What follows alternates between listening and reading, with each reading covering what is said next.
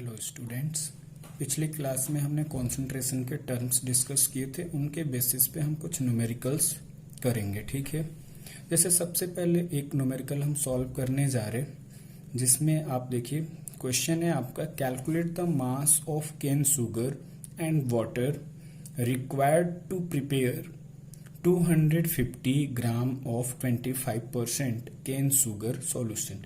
जब आपको इस तरीके के क्वेश्चंस को सॉल्व करना होता है तो सबसे पहली बात आप उसमें देखिए कि गिवन क्या है और फिर क्या फाइंड आउट करना है। ठीक है, तो mass of solute find out करना है, मास ऑफ सॉल्वेंट फाइंड आउट करना है।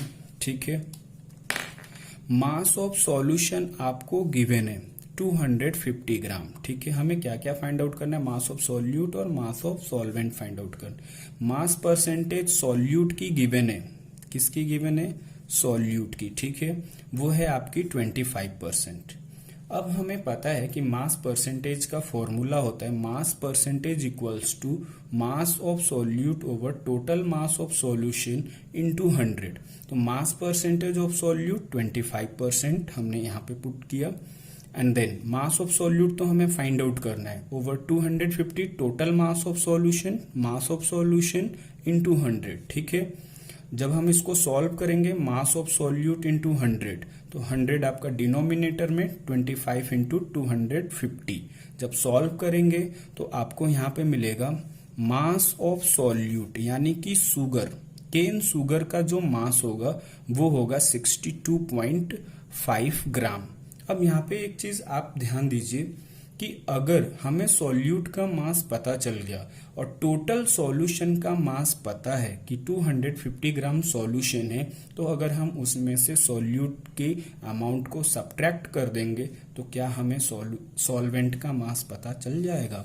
तो हमने यहाँ पे क्या किया, mass of solvent is equals to mass of solution into mass of solute. तो मास ऑफ सॉल्यूशन 250 और उसमें से हमने सब्ट्रैक्ट कर दिया 62.5, तो वो हमें पता चल जाएगा कि मास सॉल्वेंट का कितना होगा, 187.5 ग्राम होगा। Is it clear.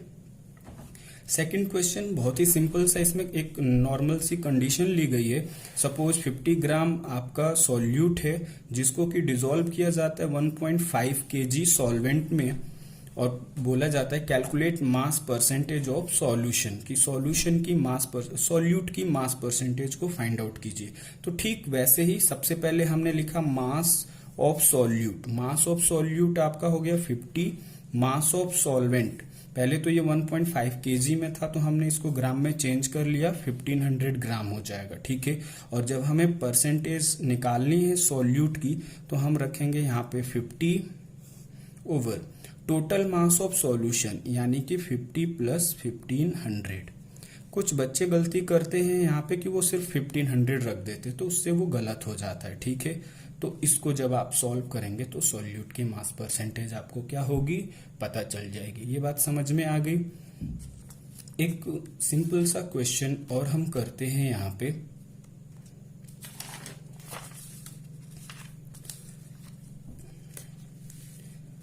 Calculate the molality of sugar syrup contains 34.2 gram of sugar in 214.2 gram of sugar syrup.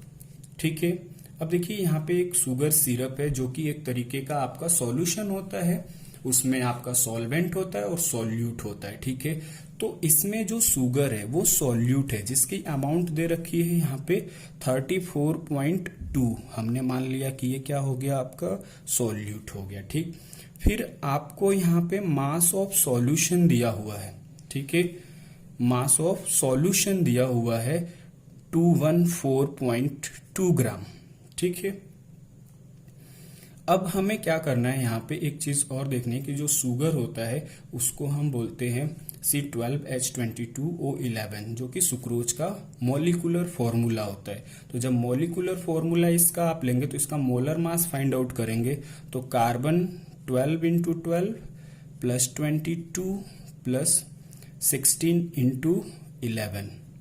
तो जब आप पूरे को सॉल्व करेंगे तो जो मॉलिक्यूलर मास आएगा वो आएगा आपका 342। ठीक है, तो अब यहाँ पे हमें शुगर का मास पता चल गया, यानी सॉल्यूट का गिवन मास, और इसका मोलर मास पता चल गया। मास ऑफ सॉल्यूशन है और हमसे पूछा क्या गया है, मोलैरिटी कैलकुलेट करने के लिए पूछा गया है। तो जब भी हम मोलैरिटी कैलकुलेट करेंगे तो number of moles of solute तो चाहिए, लेकिन हमें मास ऑफ सॉल्वेंट इन किलोग्राम में चाहिए, जबकि यहाँ पे ये सॉल्यूशन का मास है, मास ऑफ सॉल्यूशन है।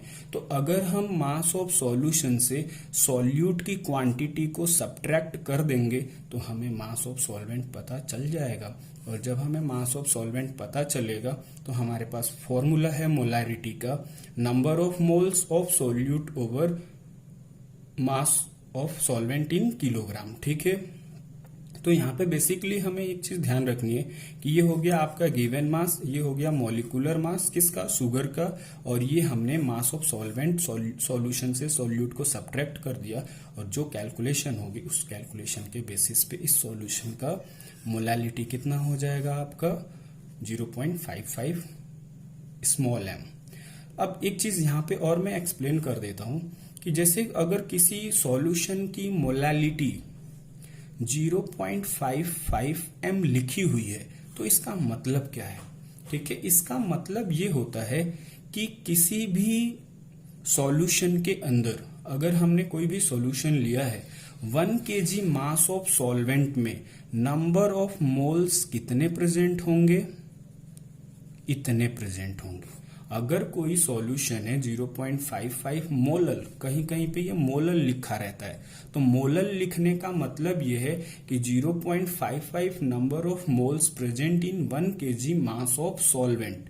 तो ये बहुत सारे क्वेश्चंस में आपको इस तरीके का टर्म मिलेगा, या अगर कहीं पे भी 0.55 m आपको मिल रहा है तो आप तुरंत समझ जाइए कि वहां पे सॉल्यूट के नंबर ऑफ मोल्स 0.55 है और सॉल्वेंट आपका कितना कंसीडर करा जाएगा, 1 किलोग्राम कंसीडर किया जाएगा, भले वो लिखा हो या ना लिखा हो। ठीक है, अब हम देखते हैं क्वेश्चन नंबर 3, या जो भी क्वेश्चन नंबर है 4th आई थिंक।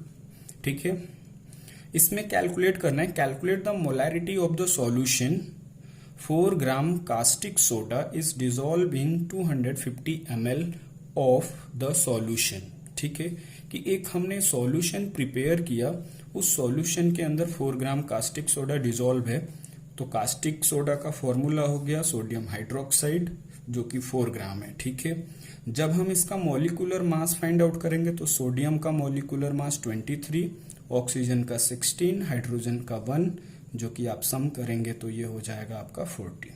ठीक, तो ये इसका मॉलिक्यूलर मास, ये इसका गिवन मास WB।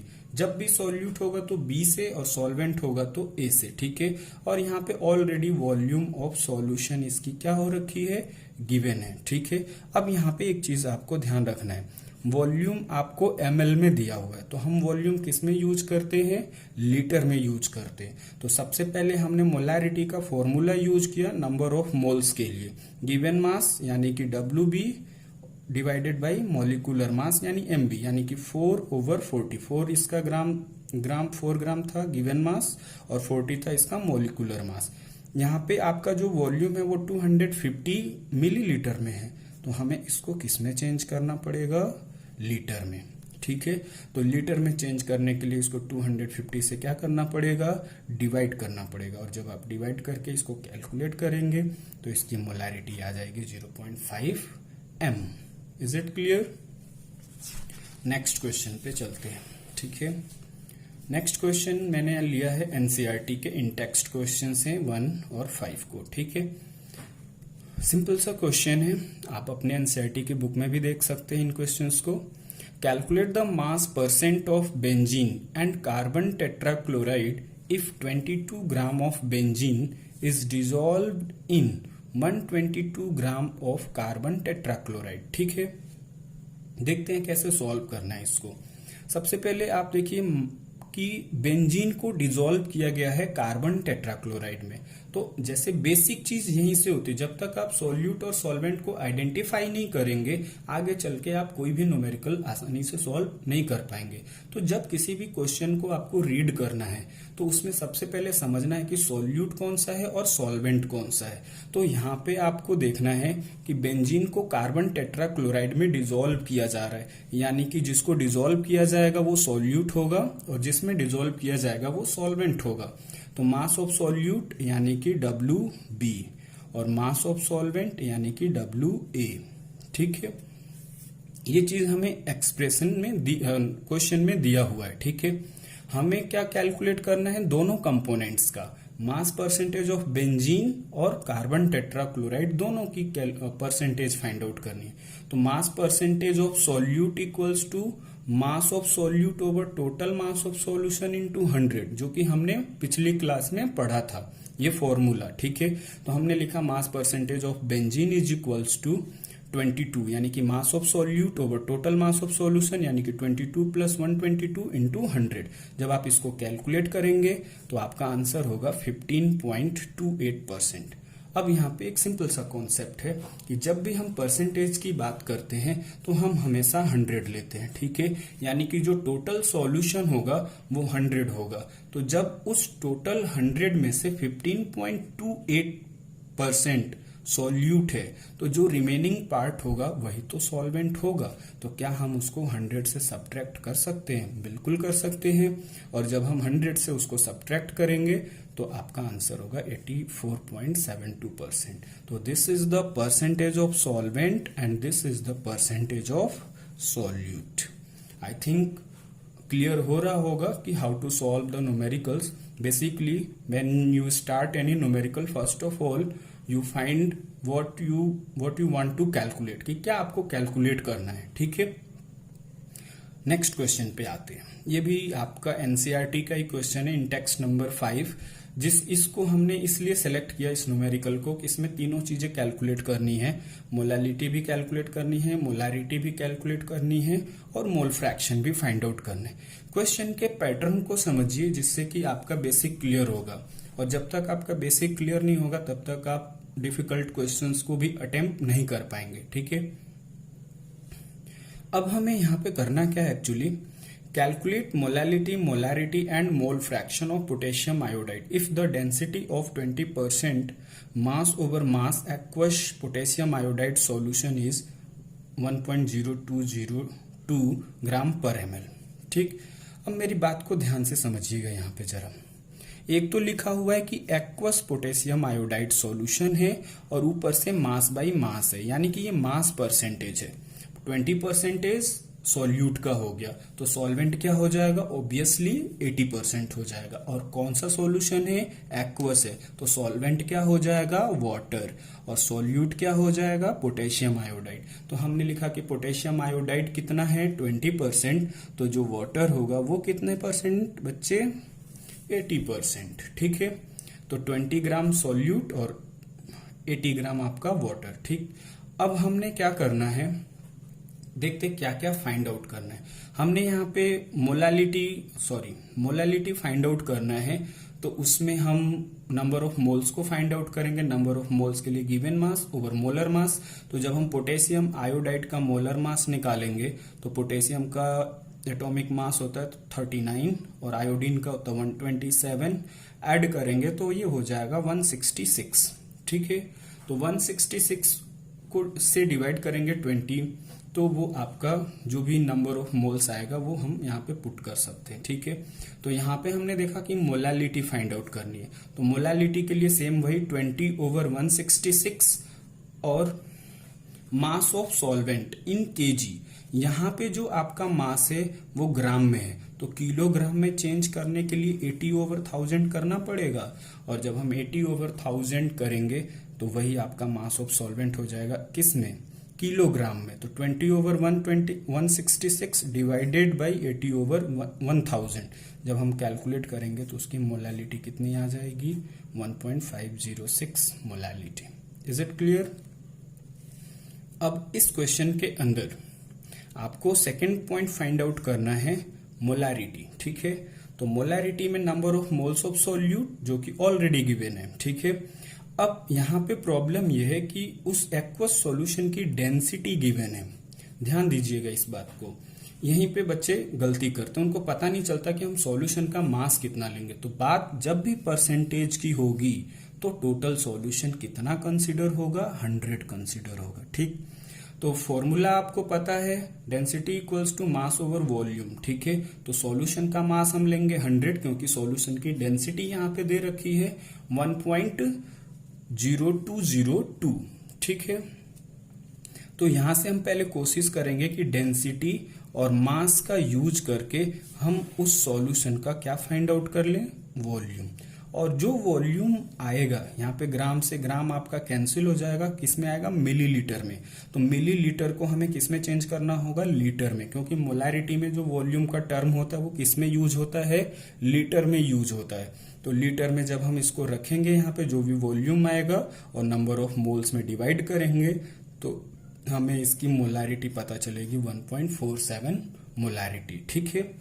अब एक चीज यहाँ पे हमें ध्यान रखनी है, इसमें मोल फ्रैक्शन भी कैलकुलेट करना है, किसका, सॉल्यूट का। तो सॉल्यूट आपका क्या है, पोटेशियम आयोडाइड। तो पोटेशियम आयोडाइड के मोल फ्रैक्शन के लिए यानी कि काई के लिए हम नंबर ऑफ मोल्स KI का लेंगे, डिवाइड करेंगे NKI यानी number of moles of potassium iodide plus number of moles of water, यानी कि you can write here NB over NB plus NA, ठीक है। Number of moles of solute divided by total number of moles of solution, solute और solvent के number of moles का सम करेंगे और divide करेंगे। तो यहाँ पे वही चीज हमने करा, 20/126 सॉल्यूट के number of moles divided 20/166 plus 80/18। 18 यहाँ पे वाटर का मोलिकुलर मास और इसका गिवन मास, ये इसका पोटेशियम आयोडाइड का गिवन मास, उसका मोलिकुलर मास। जब आप इसको सॉल्व करेंगे तो 0.263 इसका आंसर आएगा, ठीक है।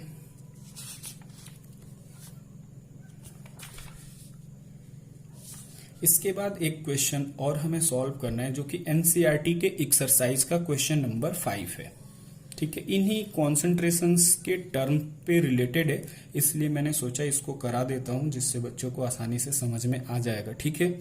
तो ये NCERT का क्वेश्चन नंबर 5 है, देखिएगा जरा कैसे सॉल्व करेंगे इसको।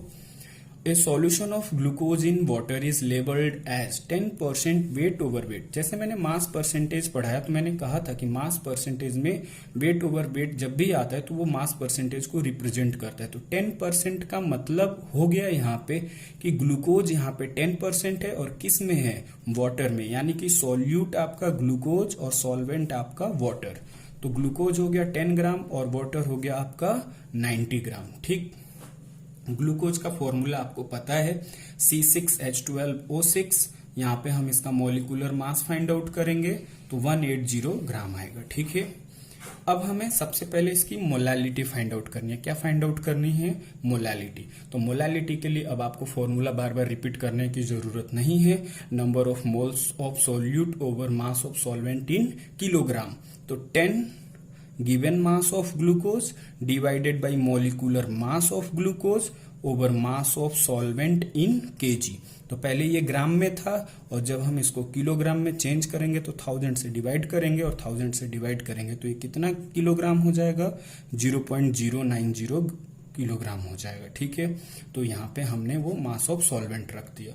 यहाँ जब आप कैलकुलेट करेंगे तो इसका आंसर 0.617 मोलैलिटी आएगी। Is it clear. अब आगे बढ़ते हैं, हमें यहाँ पे ग्लूकोज का यानी कि सॉल्यूट का मोल फ्रैक्शन फाइंड आउट करना है। मोलैलिटी तो हो गई, mole fraction of each component in the solution, यानी कि वाटर का भी कैलकुलेट करना है और ग्लूकोज का, हम ग्लूकोज का करके देखते हैं और वाटर का भी कैसे करेंगे वो भी हम आपको यहाँ पे समझा देंगे, ठीक है। जब आपको ग्लूकोज का number mole fraction find out करना है तो सबसे पहली बार दोनों के separate number of moles calculate किए जाएंगे। तो हमने ग्लूकोज के नंबर ऑफ मोल्स कैलकुलेट किए, इसका मतलब ये सॉल्यूट है तो NB तो NB जब हमने कैलकुलेट किया तो ये हो गया आपका 0.055 मोल, और सॉल्वेंट है यानी कि Na है, गिवन मास इसका 90 है, और डिवाइडेड करेंगे मॉलिक्यूलर मास ऑफ वाटर 18, तो 5 मोल, यानी कि ये हो गया Na। जब हम ग्लूकोज का मोल फ्रैक्शन फाइंड आउट करेंगे, ठीक है, तो हम लिखेंगे number of moles of solute कितना 0.055 divided by total number of moles present in the solution. तो कितने नंबर ऑफ मोल्स होंगे, दोनों का सम करेंगे, तो आपका एक का मोल फ्रैक्शन यानी ग्लूकोज का हो जाएगा 0.01। मोल फ्रैक्शन की कोई यूनिट नहीं होती है, ठीक है। अब एक चीज, जब मैंने आपको मोल फ्रैक्शन पढ़ाया था तो उस टाइम पे बताया था कि अगर एक कंपोनेंट का मोल फ्रैक्शन पता है, जैसे मैं यहाँ पे थोड़ा बताता हूँ, chi A plus chi B equals to 1, chi A plus chi B equals to 1, ठीक है। तो जब आपको एक कंपोनेंट का पता है तो आप दूसरे कंपोनेंट का फाइंड आउट करने के लिए, सपोज ये आपने ग्लूकोज का निकाला यानी ये एक्स बी है, तो अगर आपको एक्स ए फाइंड आउट करना है तो 1 माइनस एक्स बी लिख देंगे, यानी कि 1 माइनस 0.01। तो ये इसका पता चल जाएगा, किसका, मोल फ्रैक्शन वाटर का, ठीक है। फिर इसमें हमें फाइंड आउट करना है if the density of the solution. देखना, ये बात ध्यान रखना है हमेशा जब भी न्यूमेरिकल्स को पढ़ना है, सॉल्व करना है, कि सॉल्यूशन की डेंसिटी दे रखी है, तो सॉल्यूशन की जब डेंसिटी दे रखी है 1.2 ग्राम पर ml, तो मास ऑफ सॉल्यूशन 100 है, डेंसिटी 1.2 ग्राम पर ml है, और वॉल्यूम ऑफ सॉल्यूशन हमें फाइंड आउट करना है। तो मैंने आपको बोला था कि जब भी परसेंटेज की बात होगी तो टोटल मास ऑफ सॉल्यूशन 100 माना जाता है, तो हमने टोटल सॉल्यूशन मान लिया 100 और डेंसिटी थी 1.2, डिवाइड किया 83.33, ये ग्राम में था, ये ग्राम पर ml में, ग्राम से ग्राम कैंसिल हो गया, ये किस में आया, मिलीलीटर में। हमें मोलैरिटी के लिए वॉल्यूम को किस में चेंज करना पड़ता है, लीटर में। अब यहाँ पे नंबर ऑफ मोल्स हो गए आपके सेम वही 10/180, ये ग्लूकोज हो गया, ग्लूकोज का गिवन मास 10 है और मोलिकुलर मास आपका 180 हो जाएगा, ठीक है। और volume of solution in litre यहां से हमने कैलकुलेट करा। जब हम इसको रख के सॉल्व करेंगे तो हमें मोलारिटी मिलेगी 0.67 मोलारिटी, ठीक है। तो इस मोलारिटी का भी मतलब ये होता है कि 0.67 moles of solute present in 1 liter of the solution